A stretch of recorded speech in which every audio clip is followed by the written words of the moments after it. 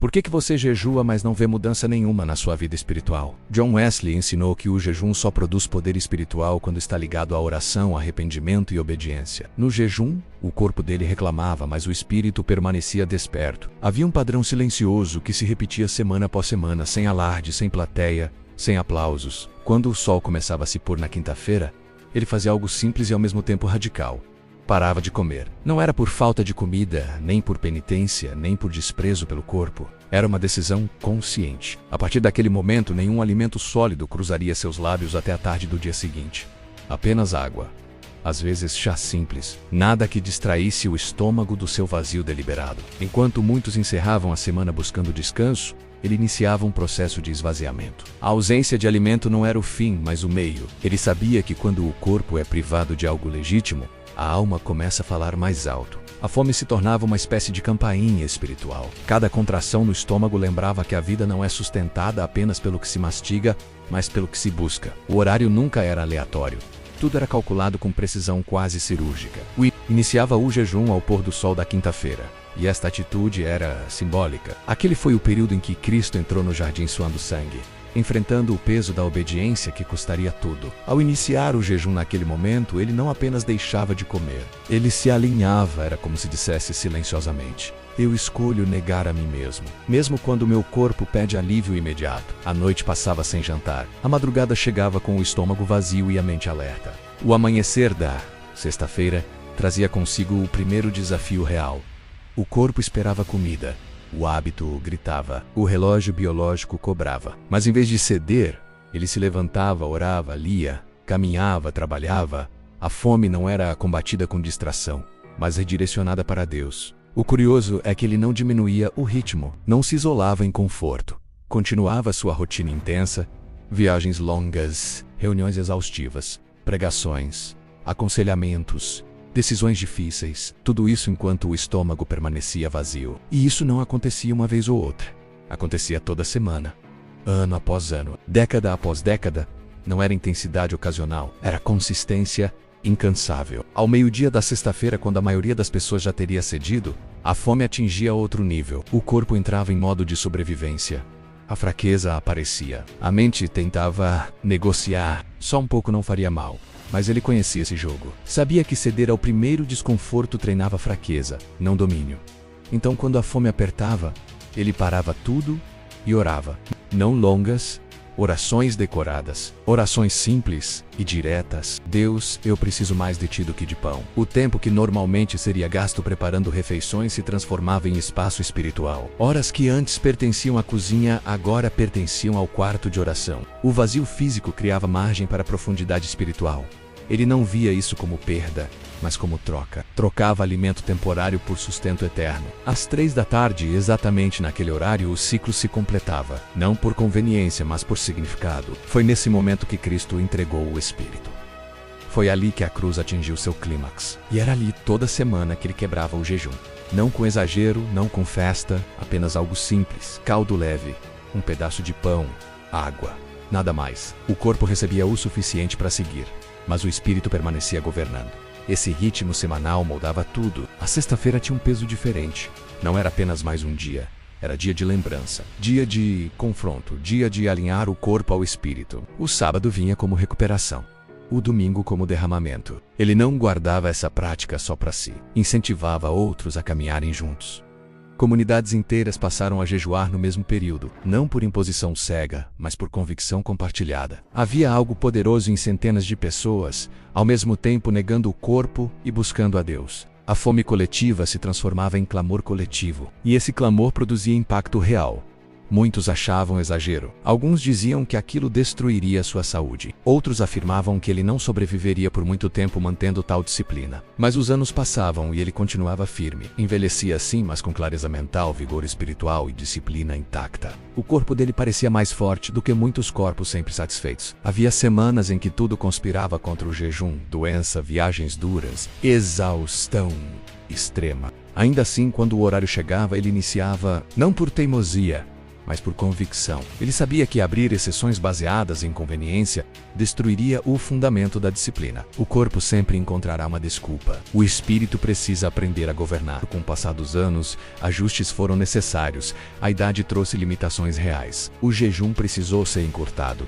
A intensidade diminuiu, mas o princípio permaneceu. O horário simbólico foi mantido, o espírito da prática nunca foi abandonado. Mesmo quando o corpo já não respondia como antes, a decisão continuava sendo a mesma: se esvaziar voluntariamente para dar espaço a Deus. Nos últimos dias de vida, quando o corpo mal aceitava alimento, ainda havia resistência em abandonar o padrão. Não por legalismo, mas por fidelidade. Ele sabia que jejum não é simplesmente não comer. Jejum é escolher Deus acima do conforto quando se tem a opção. E essa escolha havia sido feita milhares de vezes ao longo da vida. O impacto dessa prática foi profundo. Não apenas pessoal, mas estrutural. A liderança que se formou sob essa disciplina era resiliente. Pessoas que aprenderam a dizer não ao estômago, aprenderam a dizer não ao pecado. Quem dominava o apetite aprendia a dominar o ego. Quem suportava a fome voluntária suportava pressão, rejeição e perseguição. O jejum se tornou um filtro silencioso. Muitos desistiam antes mesmo de começar. Outros tentavam, falhavam, voltavam e cresciam. Aqueles que, como ele, perseveravam eram transformados. Não porque jejum é mágico, mas porque ele expõe quem realmente governa a vida. O corpo, ou o espírito, com a fome deixava de ser inimiga e se tornava aliada. Cada sinal físico era convite à oração. Em vez de reclamar, ele se ajoelhava. Em vez de se distrair, buscava. O estômago vazio se transformava em lembrete constante de dependência. O tempo de jejum era saturado de oração. Não era ausência de comida com vida normal. Era substituição intencional. O que antes era rotina física se tornava disciplina espiritual. O jejum ampliava a sensibilidade. A palavra parecia mais viva, a consciência mais aguçada, as decisões mais claras. Ele alertava constantemente: jejum sem oração é apenas dieta. Pular refeições sem buscar a Deus não produz fruto espiritual. O poder está na troca. Comer menos para orar mais. Silenciar o corpo para ouvir o espírito. Esvaziar-se para ser preenchido. E essa prática, repetida semana após semana, não produziu apenas momentos espirituais. Produziu caráter. Produziu constância. Produziu força interior. Produziu homens e mulheres capazes de permanecer firmes quando tudo ao redor desmoronava. No fim, a pergunta nunca foi sobre comida. Nunca foi sobre horários. Nunca foi sobre método. A pergunta sempre foi simples e desconfortável: quem governa você quando obedecer custa algo? O corpo ou Deus? E essa pergunta permanece viva até hoje, porque o princípio não mudou. Sempre que alguém escolhe negar algo legítimo ao corpo para buscar algo eterno, algo é rearranjado por dentro. A disciplina molda, o vazio ensina, a fome revela, e a decisão continua sendo pessoal. Não é sobre copiar exatamente horários ou práticas, é sobre entender o princípio, criar espaço, dizer não, buscar mais, treinar o espírito para governar e descobrir, como ele descobriu, que quando o corpo é silenciado, a alma finalmente aprende a ouvir. Mas ouvir não é confortável. Ouvir exige silêncio, e silêncio exige renúncia. É por isso que o jejum sempre foi tão desconfortável para uma geração acostumada ao ruído constante, notificações, refeições rápidas, entretenimento contínuo, prazer imediato. Tudo conspira para que o espírito nunca tenha espaço suficiente para falar. O estômago cheio, a mente distraída, a agenda lotada. E então as pessoas se perguntam por que Deus parece distante. O jejum rompe esse ciclo. Ele cria um vazio intencional em um mundo que odeia vazios. Ele força pausas onde normalmente haveria pressa. Ele interrompe o automático. Quando o corpo percebe que não será atendido imediatamente, algo muda internamente. A urgência física revela a dependência espiritual. E essa revelação não vem em forma de emoção intensa, mas de clareza sóbria. John Wesley entendia algo que muitos ignoram. Disciplinas espirituais não são atalhos para experiências místicas, mas ferramentas de formação profunda. Não mudam apenas o que você sente, mudam quem você se torna. O jejum, quando praticado dessa forma, não é um evento isolado, é um treinamento contínuo. Ele ensina o espírito a liderar mesmo quando o corpo protesta. Ao longo do tempo, essa prática criava uma espécie de sensibilidade espiritual rara. Não uma sensibilidade emocional, mas moral. Pecados que antes pareciam pequenos começavam a pesar mais. Decisões antes tratadas com descuido eram analisadas com temor. A consciência se tornava mais viva. Não porque o jejum tornasse alguém mais santo automaticamente, mas porque removia camadas de anestesia espiritual. Quando o corpo não é constantemente agradado, A alma deixa de ser constantemente ignorada. A voz interior se torna mais clara. Convicções surgem com mais força. Direções se tornam menos confusas. Não porque Deus começa a falar mais, mas porque finalmente há alguém disposto a ouvir. Essa é uma das grandes ironias da vida espiritual. Muitas vezes pedimos mais direção, quando na verdade precisamos de menos distração. Oramos pedindo clareza, mas mantemos hábitos que nos deixam entorpecidos. O jejum confronta isso diretamente. Ele revela o quanto dependemos de conforto para funcionar. Revela o quanto nossa obediência está condicionada à ausência de desconforto. E é exatamente aí que a transformação começa. Não quando tudo está fácil, mas quando obedecer custa algo. Quando dizer sim a Deus significa dizer não ao próprio corpo. Quando a disciplina se mantém mesmo sem aplausos, sem reconhecimento, sem resultados imediatos visíveis. Ao contrário do que muitos pensam, o jejum não torna a vida mais espiritual no sentido místico. Mostra o quanto somos governados por impulsos aparentemente simples: comer, descansar, evitar desconforto. E ao expor isso, oferece uma oportunidade: treinar domínio próprio. Domínio próprio não nasce em grandes decisões. Ele é forjado em pequenas escolhas repetidas. Uma refeição não feita, um horário mantido, uma oração feita quando seria mais fácil desistir, uma disciplina honrada quando ninguém está vendo. E essas pequenas escolhas, somadas ao longo do tempo, constroem uma estrutura interna que sustenta a fé nos dias difíceis. Wesley não buscava jejum como punição. Ele entendia o jejum como alinhamento. Alinhamento entre o que se crê e o que se pratica. Entre o que se diz confiar e o que se está disposto a perder. Entre a confissão pública de fé e a disciplina privada de obediência. Esse alinhamento produzia estabilidade. Em tempos de perseguição, críticas, cansaço extremo e oposição constante, havia algo sólido sustentando tudo. Não era apenas teologia, era prática. Era corpo e espírito treinados juntos. O jejum não o afastava da realidade, o preparava para enfrentá-la. Hoje muitos querem o poder espiritual sem o processo espiritual. Querem autoridade sem disciplina, querem profundidade sem renúncia, querem resultados bíblicos com hábitos completamente opostos aos bíblicos. E então se frustram. Oram, mas não perseveram. Jejuam uma vez, mas não constroem constância. Buscam experiências, mas evitam formação. O jejum semanal repetido por décadas ensina algo simples e desconfortável. Transformação real exige tempo. Não há substituto para a repetição fiel. Não há atalho para a maturidade. Não há crescimento profundo sem práticas profundas. O espírito não se fortalece com impulsos ocasionais, mas com treinamento consistente. E esse treinamento molda a forma como se vive fora do jejum, como se fala, como se lida com a frustração ou responde à tentação. Quem aprende a dizer não ao estômago aprende a dizer não a desejos mais perigosos. Quem aprende a suportar desconforto voluntário aprende a suportar sofrimento involuntário. O jejum também ensina paciência.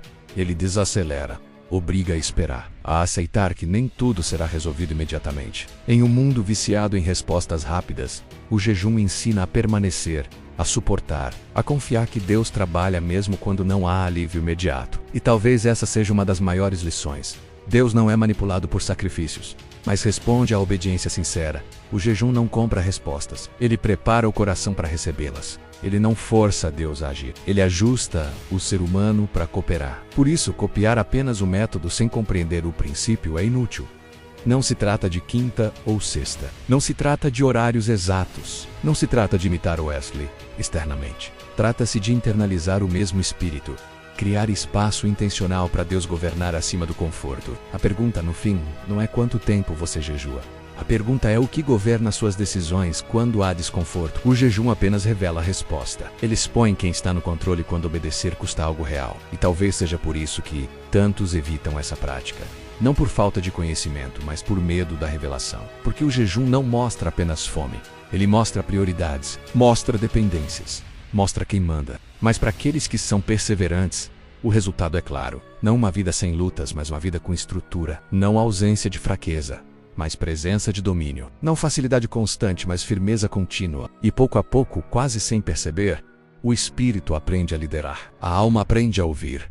E o corpo aprende que não é ele quem governa. E assim como foi com Wesley, o efeito nunca é apenas pessoal. Pessoas formadas dessa maneira impactam outros, geram comunidades mais profundas, criam ambientes espiritualmente saudáveis, produzem frutos que permanecem. E talvez você esteja ouvindo tudo isso pensando: por onde eu começo? A resposta não precisa ser pesada, nem complicada, nem extrema. Começa simples, Começa possível. Você não precisa copiar exatamente os horários, nem a duração, nem a intensidade. O princípio é mais importante que o método. Separe um tempo. Escolha um período claro. Abra mão de algo legítimo, uma refeição, um hábito, um conforto, e use esse espaço intencionalmente para buscar a Deus, não apenas para aguentar a fome, mas para orar, ouvir, refletir e alinhar o coração. Quando a fome aparecer, não reclame. Use-a como convite à oração. Faça orações simples, honestas. Diga a Deus exatamente o que sente. Leia a palavra devagar, permaneça. Não tente impressionar ninguém. Esse momento é só entre você e Ele. Não busque experiências rápidas. Busque constância. Um jejum simples, feito com fidelidade, vale mais do que grandes decisões que duram apenas um dia. O crescimento vem da repetição, não do impulso. E acima de tudo, seja gracioso consigo mesmo. Se falhar, recomece. O objetivo não é perfeição, é formação. Não é provar força, é treinar dependência. Que o jejum se torne para você um espaço de escuta, não de culpa. Um lugar de alinhamento, não de cobrança. Um caminho onde o corpo aprende a ceder e o espírito aprende a liderar. Comece pequeno. Seja fiel e permita que Deus use esse espaço silencioso para trabalhar profundamente em você.